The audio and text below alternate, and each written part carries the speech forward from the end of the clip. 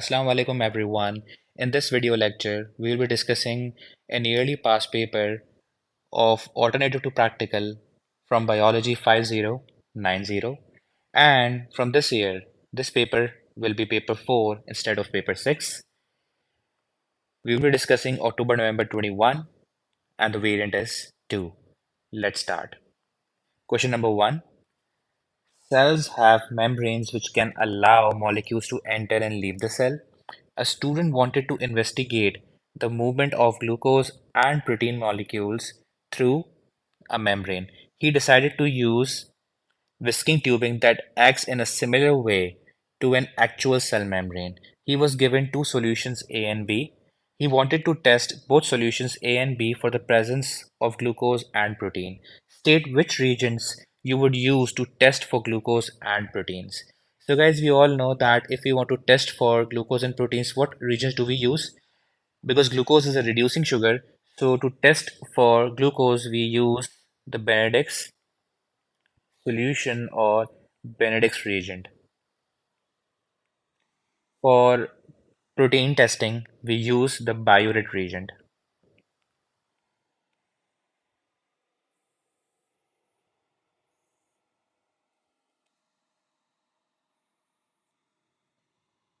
All right.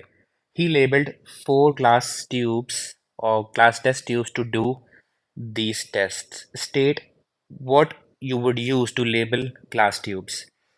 So guys, if we want to label the glass tubes, you should know that we always label the glass tubes using a marker or a pen which is resistant to water, right?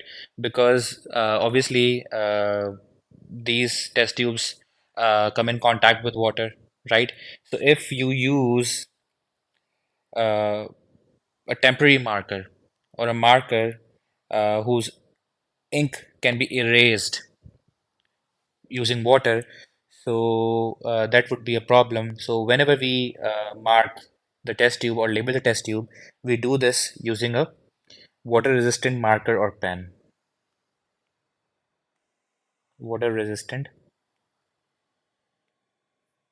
marker or pen.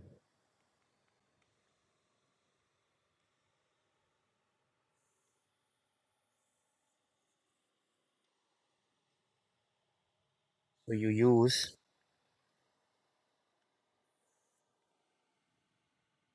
water resistant marker or pen. Suggest what you would write on each test tube and record this in the table on page 3. So guys, there are four glass test tubes that we have to label, right? And we have to put the test tube labels in this table, right? So what do you think will be the test tube labels that we will use over here? So what we need to do is that we need to test both solutions A and B for the presence of glucose and protein, right? So over here in the table, we can see that we have used solution A and we are testing it for glucose and for protein, right? So what we can do is that while labeling the test tubes, if we want to test solution A for glucose, we can label the test tube as GA. For example, testing glucose in solution A, and then we can label this as PA, for example, testing proteins in solution A. We can label the test tube over here as GB and PB over here, right? So obviously we took four test tubes. Why did we take four test tubes? In two test tubes, we put the solution A, and in the remaining two, we will put solution B, right? So we have two test tubes for solution A, and we have two test tubes for solution B. And then, why are we taking two tubes for each solution? Because on each solution, we have to test for the presence of glucose and protein, right? So for that, we should have total of four test tubes, and we can label them GA, PA, GB, and PB. All right. He completed the tests and recorded the resulting colors of the solutions in his notebook. So guys, when glucose test was carried out on solution A, the observation was pale blue. On solution B, the glucose test resulted in an observation of orange color, and when solution A was tested for protein, the observations were pale blue, and when the solution B was tested for protein, the observation color was purple. So we will mention this in the table. What is the observation for glucose test A? It's pale blue,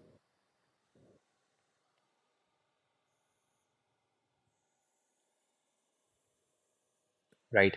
What is the um, glucose test B observation? It's orange.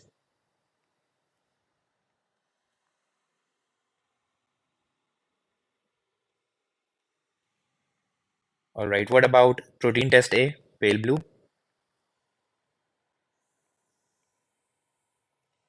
And what about protein test B? It's purple.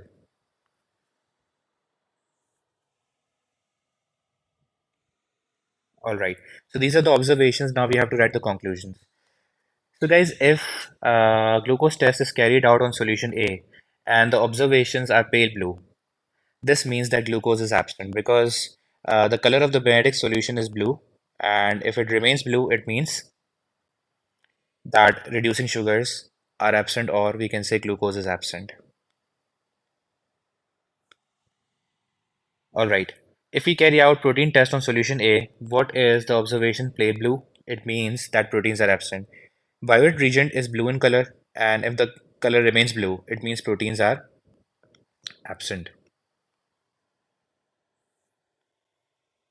All right. When we tested solution B for glucose, the observation that we got was orange color. This means that glucose is present because if the color of the Benedict solution changes from blue to yellow, green, orange, or red, it means that glucose is present or reducing sugars are present. And if we test for if we test solution B for proteins, what observation are we getting? Purple, which means that proteins are present because the pivot region has a blue color, and if the color changes from blue to purple, it means proteins are present.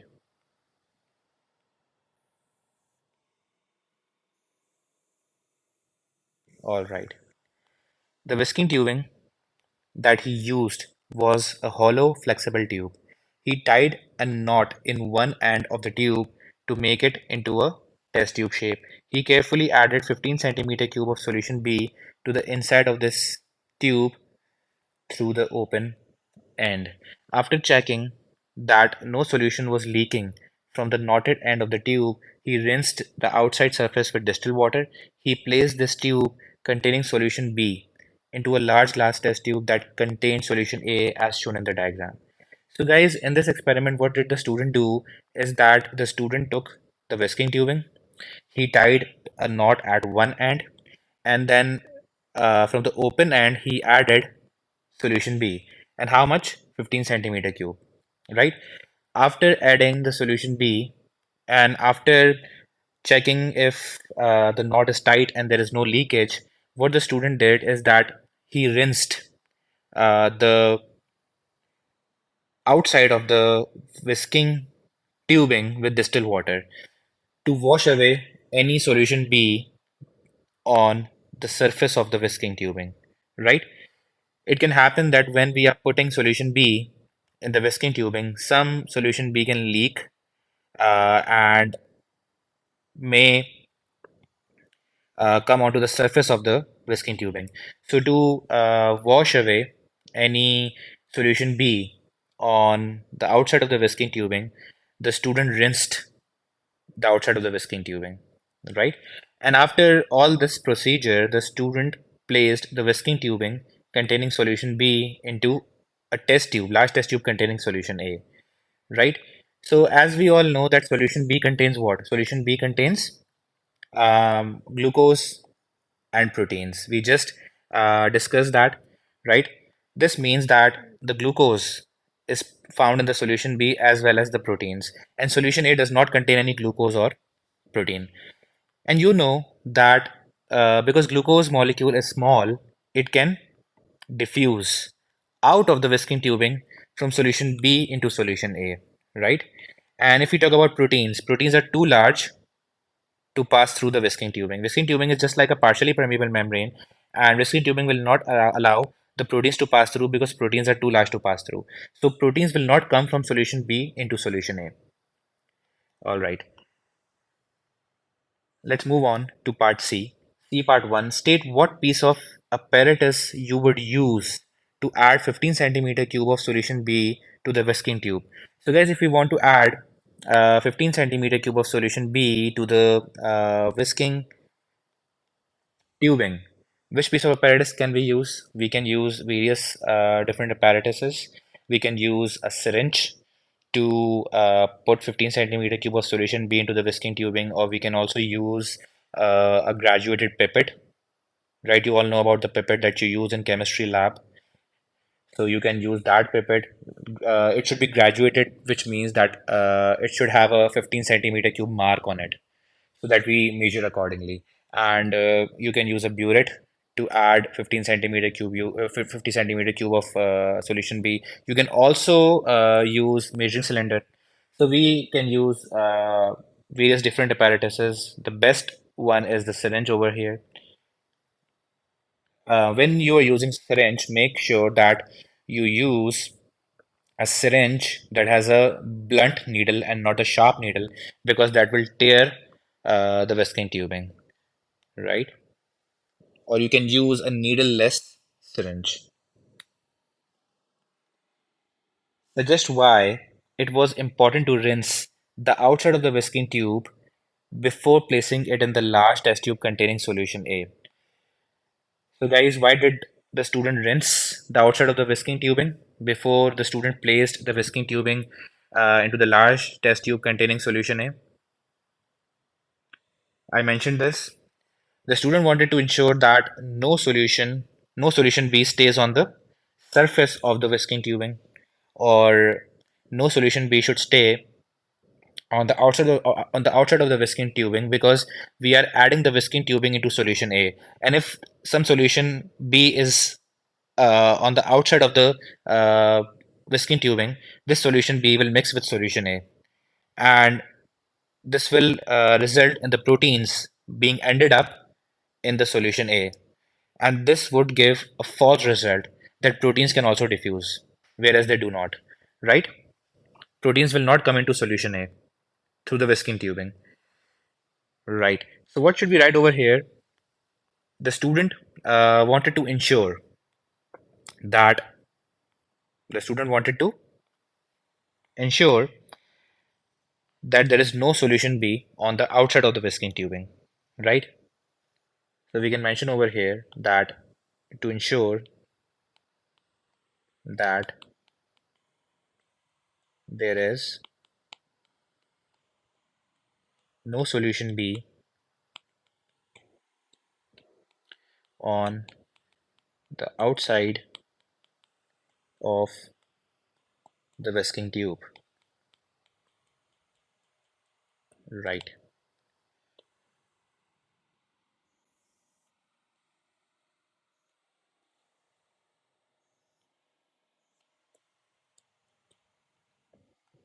Let's move on to the next part. After 30 minutes, the student removed the whisking tube from the large test tube. He then tested the solution remaining in the large test tube for glucose and protein. So guys, what the student did is that the student took out the whisking tubing containing solution B out of the large test tube, and the student tested solution A for glucose and protein. State two variables that he should have controlled so that these repeat tests on solution A produce results that were comparable with those in the table. So guys, basically the student is carrying out repeat tests on solution A. The student also tested solution A previously using what? Using Baird's reagent and Biot reagent, right? So student tested solution A previously for glucose and protein using Baird's reagent and Biot reagent respectively. So the student is doing that again after this experiment.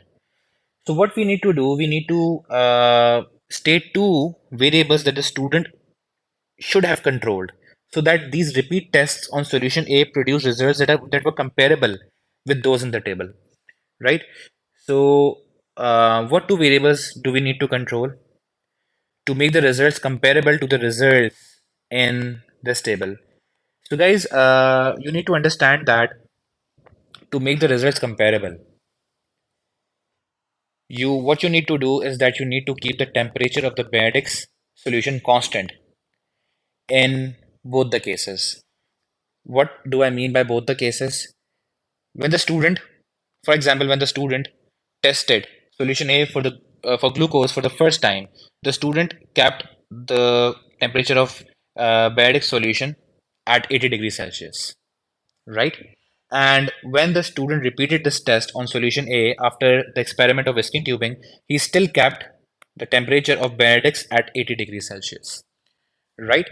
So when performing the initial test and the repeat test, you should keep the temperature of Benedict solution constant to make the results comparable because you know that the difference in the temperature of the Benedict's solution may give different results, right? So we need to keep the temperature of the Benedict's region constant, and we also need to keep volume of the Benedict's region that was added to be constant. Why? Because if you add um, less Benedict solution initially, this could give a darker color, and if you add more Benedict solution, then this could give a lighter color, right? Because greater the Benedict's solution, greater the volume of Benedict's solution, more will be the reducing sugar required to change its color, right? So what two variables that you need to keep constant? That is the same temperature of Benedict's reagent and same volumes same volumes of Benedict's reagent.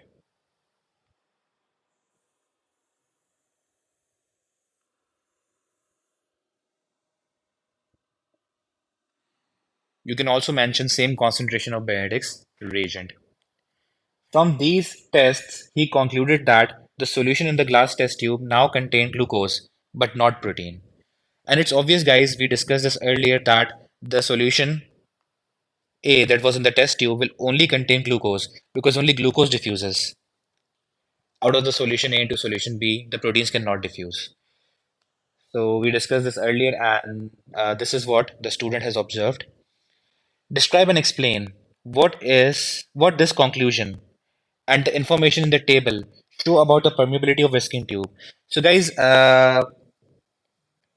what this conclusion tell you about the permeability of the whisking tubing? It's obvious that the whisking tubing allows the glucose to pass through, but does not allow the proteins to pass through because proteins are too large and glucose is small, right? That's what we will write over here.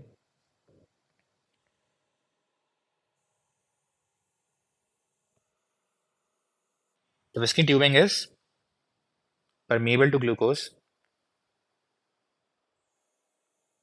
Whisking tubing is permeable to glucose,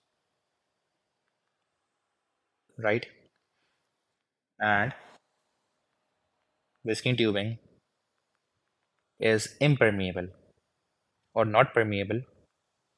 Whisking tubing is impermeable or not permeable to proteins, right? As we all know that whisking tubing is partially permeable. Whisking tubing is partially permeable, so only allows small molecules to pass through. Small molecules such as glucose to pass through,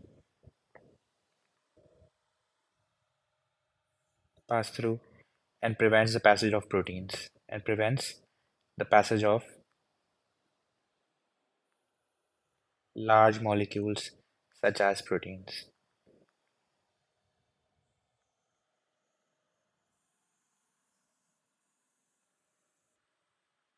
Right.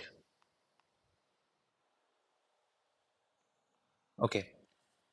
Let's move on to the next part. Before the student removed the whisking tube from the large test tube, he observed that the levels of the solution A and B had changed as shown in the diagram. Okay, so at the start of the investigation, this was the level of solution A and this was the level of solution B. So green one is the level of solution B and blue one is the level of solution A. After 30 minutes of the investigation, what did we observe? That the level of solution A falls and the level of solution B rises. Describe the changes to the levels of solution A and B after 30 minutes. So guys, please note that you just need to describe. You just need to state the change. You don't need to give any reason. They did not ask for any explanation. So just write that the level in the whisking tubing, that is the level of solution B, it rises, and the level of the solution A in the test tube falls. So simply what will we write over here is that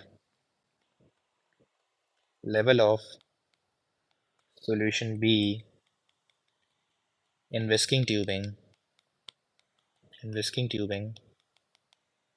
rises, and level of solution A